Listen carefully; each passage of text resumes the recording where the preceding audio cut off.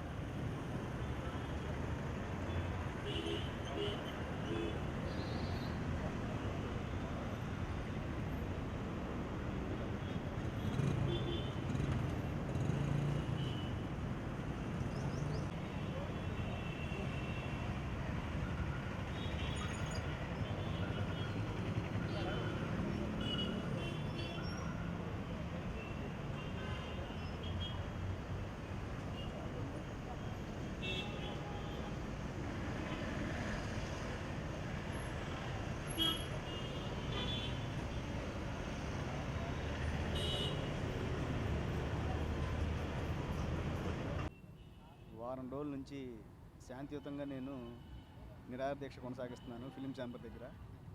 నాకు జరిగిన అన్యాయానికి రాత్రి పోలీసులు వచ్చి అక్రమంగా నా శిబిరాన్ని తొలగించారండి. చాలా బాధాకరంగా ఉంది.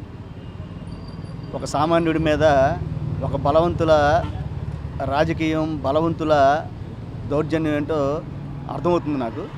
నేను రిక్వెస్ట్ చేసి వారం రోజుల నుంచి ఎంతో శాంతియుతంగా దీక్ష చేస్తుంటే నా మీద కక్షగట్టి ఈ రకంగా నన్ను రోడ్డు మీద పడేశారండి. అందుకే ఇప్పుడు ఈ ధర్నా చేస్తున్నా నేను. పవన్ కళ్యాణ్ గారు, ఇప్పటికైనా మీరు కళ్ళు తెరవండి. మీరు స్పందించకపోతే ఇంకా పెద్ద ఎత్తున నేను కార్యక్రమం చేయాల్సి ఉంటుంది. మీరు అక్రమంగా, మీరు మీ టీము అక్రమంగా నేను నిరాహార దీక్ష చేస్తుంటే ఎదుర్కొనే ధైర్యం లేక నా శిబిరాన్ని తొలగించారు. ఇది చాలా బాధాకరంగా ఉంది.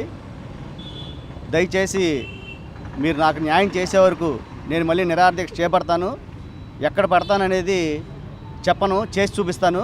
ఈ విషయం మీద మీరు స్పందించకపోతే నా పోరాటం కొనసాగుతూనే ఉంటుంది. జై హింద్. లేకుండా వేస్తారని నేను మనస్ఫూర్తి కోరుకుంటున్నాను. Telangana movie and TV artist union అధ్యక్షుడిగా మా సోదరుడు సంపత్ కుమార్కి మద్దతుగా గత వారం రోజులుగా శాంతియుతంగా చేపడుతున్న నిరాహార దీక్షని నిన్న సాయంత్రం పోలీసు వారు దౌర్జన్యంగా దాన్ని తీసేసి ఈరోజు శాంతియుతంగా చేపడుతుంటే నా straight question Sharath Marar manager శ్రీనివాస్కి నా సూటి ప్రశ్న ఒకటే. తన ప్రాబ్లం చెప్తున్నాడు, తనకి రెక్టిఫికేషను దాని గురించి ఏదైనా మాట్లాడాల్సిన అవసరం మీకు ఎంతైనా ఉంది. పవన్ కళ్యాణ్ ఇవ్వద్దని అంటున్నారు. అదే మాట మీడియా పక్షంగా వచ్చి పవన్ కళ్యాణ్ గారు ఇవ్వద్దని చెప్పారని మీకు ధైర్యం ఉంటే ముందుకొచ్చి చెప్పండి. బలహీనుడి మీద కాదు మీ ప్రయోగాలు. బలహీనుడు వెనుక చాలామంది సంఘీభావం తెలపడానికి అలాంటి వాళ్ళు ఉన్నాము. నిజాయితీకి, నీతికి మేము ఎప్పుడు ఉంటాము. Telangana movie and TV artist అధ్యక్షుడిగా